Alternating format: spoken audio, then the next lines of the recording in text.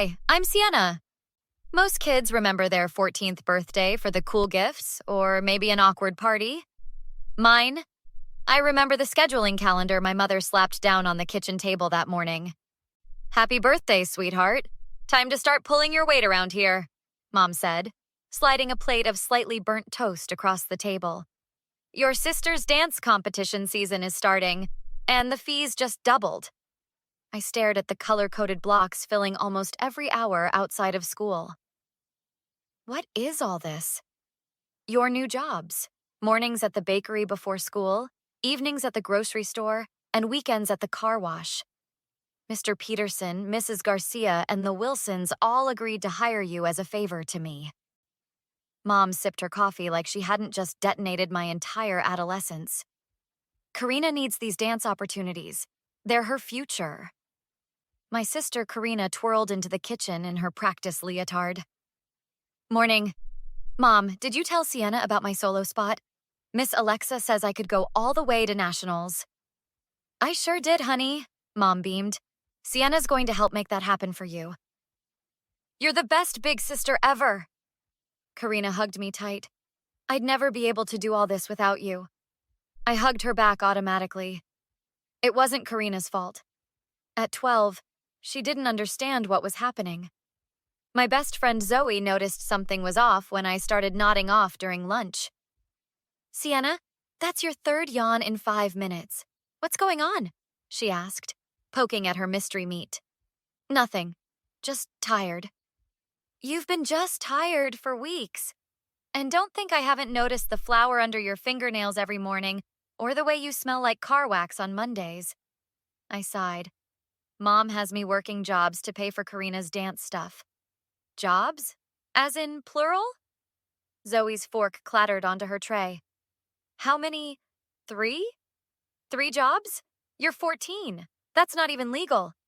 It's fine. They're cash jobs. Friends of my mom. Zoe frowned. What about your dad? Can't he help? He sends what he can from California, but Mom says it barely covers groceries. This is messed up, Sienna. What about your grades, your sleep, your life? I shrugged. Karina needs this. She's got real talent. So do you. Remember your photography project last year? Miss Collins wanted to enter it in that state competition, but you couldn't because I didn't have time to finish the portfolio. I finished. I know. After school, I dragged myself to the grocery store. Mr. Garcia had me stocking shelves when my history teacher, Mr. Collins, came around the corner. Sienna? I thought that was you. What are you doing here? Just earning some extra money, Mr. Collins. I see. Is that why your last 3 assignments were late? And why you fell asleep during my test yesterday? I felt my face burn. I'm sorry about that. I'm concerned, not angry. You're one of my brightest students. Thanks, but I really need to finish stocking these shelves before you go to your other job? Mr. Collins asked quietly. I froze. Zoe mentioned something. She's worried about you, so am I. It's just temporary, I lied. For how long? Because this has been going on for months now. Before I could answer, my phone buzzed with a text from Mom. Need you to drop off Karina's new point shoes. $210. Take from your bakery pay. Mr. Collins noticed my expression change. Everything okay? Yeah, fine, I mumbled, but my hands were shaking as I slid the phone back into my pocket. That night, I overheard Mom on the phone in her bedroom. No, we don't need your extra money, Jack. Sienna's pulling her weight now. Yes, I know she's only 14, but she needs to learn responsibility. The grocery store, the bakery, and the car wash. Well, Karina's dance is expensive, and someone has to pay for it. No, I'm not taking advantage of her. I'm teaching her the value of hard work. She's fine. Stop worrying. You lost the right to an opinion when you moved across the country. I stood frozen in the hallway, a sick feeling spreading through my stomach. This wasn't about teaching me responsibility. This was about using me. The next morning, exhaustion made my hands shake as I kneaded dough at the bakery. Mrs. Peterson noticed and frowned. Sienna, honey, you look dead on your feet. How much sleep did you get? Enough, I lied.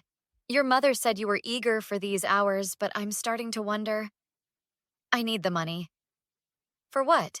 College fund? New phone? I hesitated. Dance for my sister. Mrs. Peterson's hands stilled on the pastry she was shaping. Your sister? Not you? Karina's the dancer. She's really good. And your mother has you working here at 5 in the morning to pay for it? Her voice had an edge I'd never heard before. It's not just here.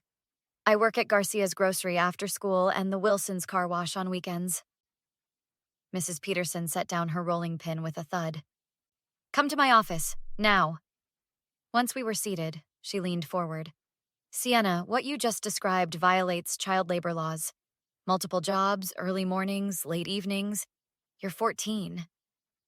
Mom says it builds character. It builds exhaustion and resentment. Does your father know about this? Dad lives in California. He calls sometimes, but Mom handles everything. Everything meaning she handles his child support payments too? Mrs. Peterson's eyes narrowed. I blinked. Child support?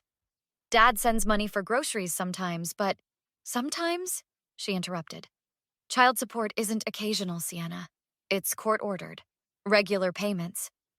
I don't think there's anything like that. Mom says Dad barely helps. Mrs. Peterson's face darkened. I've known your father since high school. He wouldn't abandon his financial responsibilities. Something doesn't add up. After my shift, I called my dad from the bakery parking lot. Dad? Do you send Mom child support? A pause. Of course I do, Sienna. Every month since the divorce. Why? How much? $2,000? Plus I cover your health insurance and put money in your college fund? Is something wrong? My throat tightened. Mom has me working 3 jobs to pay for Karina's dance classes. She says we need the money. What? His voice thundered through the phone. That's absolutely unacceptable. You're 14 years old. Mrs. Peterson says it's illegal. It damn well is. I've been sending more than enough to cover both you girls. Put your mother on the phone right now. She's at Karina's dance competition in New York. New York? With what money? Mine. From the jobs. Dad's silence was scarier than his yelling. I'm coming home. Today. Don't tell your mother.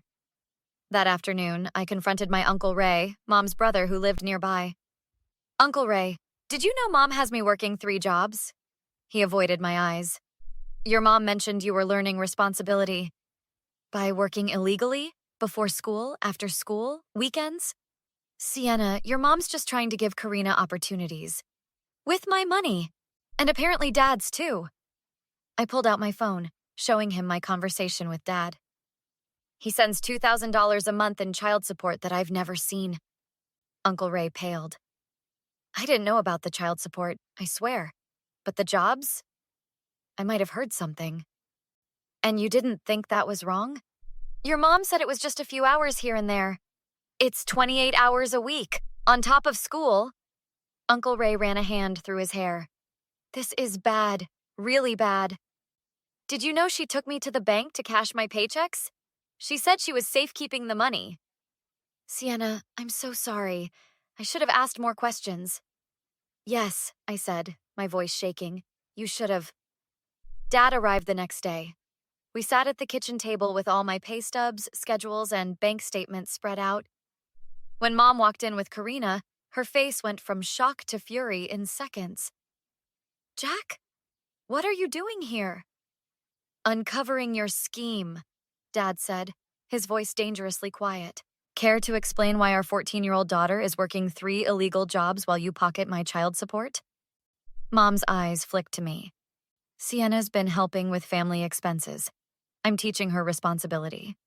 By breaking child labor laws? By stealing her wages?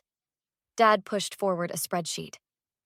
In the past 6 months, Sienna has earned over $4,000 that you've taken from her, while I've sent you $12,000 in support payments. Those payments barely cover our basic needs, Mom sputtered. Really? Because your credit card statements show 5-star hotels in New York, first-class flights, and thousands in dance expenses that look suspiciously like spa treatments and shopping sprees? Karina's eyes widened. Mom, you said the hotel was a special deal for dance families. It was, sweetie. Your father doesn't understand. I understand perfectly. Dad cut in. You've been using Sienna as free labor while embezzling child support meant for both girls. That's ridiculous. Mom slammed her hand on the table. Karina's dance career is expensive. Someone had to sacrifice. That someone should have been you, I said, finding my voice. Not your child. After everything I've done for you? Mom turned on me. This is how you repay me? By going behind my back? By turning your father against me? You made me work 28 hours a week. You took my paychecks. You spent Dad's money on yourself. I am your mother. I decide what's best for this family. Best for Karina, you mean? Or best for you, I shot back. What about what's best for me? When's the last time you even asked what I want? Uncle Ray stepped into the kitchen, having heard the commotion. Diane, this has to stop. What you've done to Sienna is wrong. Mom's face contorted. You too, Ray? My own brother? Yes, me too. I should have spoken up sooner. I've worked my fingers to the bone for these girls. No, Dad said firmly. Sienna has, and it ends today. You can't just come in here and... Actually, I can. I've already spoken to my lawyer. I'm filing for emergency custody of both girls pending an investigation. The police are very interested in your exploitation of a minor and your misappropriation of child support. Mom's face drained of color. You called the police? On me? No, I did, Mrs. Peterson said, stepping into the doorway with Officer Reyes. As a mandatory reporter, I had no choice when I discovered you were forcing your daughter to work illegal hours. Mom's eyes darted frantically around the room before settling on me with venom. You ungrateful little... If you think I'm going to let you get away with this, you're wrong. I'll make sure everyone knows what a selfish, jealous sister you are. Mrs. Harper, Officer Reyes stepped forward. I'd advise you to stop making threats against your daughter. It only makes your situation worse. Threats? Mom laughed hysterically. She's my daughter. I have every right to discipline her how I see fit. Not by breaking labor laws and financial exploitation, you don't, Officer Reyes said. We need you to come down to the station to answer some questions. This is absurd. I'm not going anywhere. Either voluntarily or in handcuffs, ma'am. Your choice. 3 months later, I sat in the courthouse hallway with Dad and Karina, waiting for Mom's sentencing hearing. How are you feeling? Dad asked, squeezing my hand. Nervous, but okay. Karina fidgeted with her jacket zipper. Will Mom go to jail? The judge will decide that today, Dad explained gently. Mom's lawyer approached us. Mr. Harper, my client would like a moment with her daughters. Dad looked at me. It's your call, Sienna. I nodded. We'll talk to her. Mom sat at a small conference table, eyes lighting up when we entered. My girls, thank you for coming. She reached for our hands, but I kept mine in my pockets. Sienna, I know you're still angry, but I only wanted what was best for our family. You wanted what was best for Karina, I corrected her. And yourself. That's not true. Everything I did was for both of you. Really? The 28-hour work weeks? Taking my paychecks? Lying about Dad's support? I made mistakes, Mom admitted, tears welling. I got caught up in Karina's potential. Sienna, please. I'm your mother. I've apologized. What more can I do? Nothing. There's nothing you can say that changes what happened. People make mistakes. Parents aren't perfect. Mom's voice rose desperately. I'm sorry, isn't that enough? No, I said simply. It's not. Karina, Mom turned to my sister. Tell your sister she needs to forgive me. Karina's eyes welled up. Mom, what you did was really wrong. I didn't know Sienna was paying for everything. It was for your future, sweetheart. That doesn't make it okay, Karina said quietly. The judge sentenced Mom to 18 months of probation, parenting classes, community service, and restitution payments for all the wages she'd taken. She lost custody of both of us, with supervised visitation only. Afterward, Zoe and Mrs. Peterson took us for ice cream. So what happens now? Zoe asked. Dad's enrolling us in school in California, I explained. We move next week. I'm going to miss you, Zoe sighed. Me too, but we'll video chat all the time.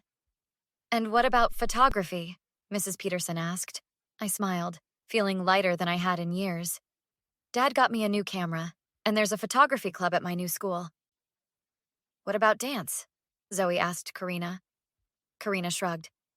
I'm taking a break. Maybe I'll try soccer instead.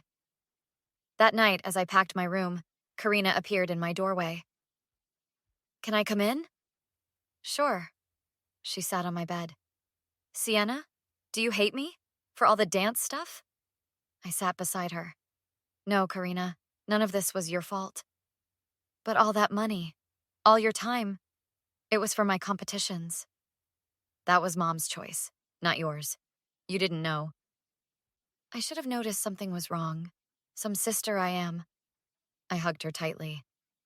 We both got fooled, but we're going to be okay now. Promise? Promise. Dad appeared in the doorway. Everything all right in here? I looked at my sister, then back at my dad. Yeah, we're good. Have you ever wondered what you'd do if someone you trusted betrayed you? Would you stay silent or stand up for yourself? Sometimes the bravest thing isn't forgiveness. It's holding people accountable. That's what I learned. What would you do?